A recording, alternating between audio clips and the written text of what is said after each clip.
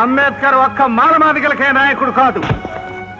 కమ్మకి, కాపుకి, రెడ్డికి, ఎట్టికి, యానాదికి, హిందువుకి, ముస్లింకి, క్రైస్తవుడికి మనసున్న ప్రతి వారికి నాయకుడు అంబేద్కర్. భారతదేశానికే నాయకుడు.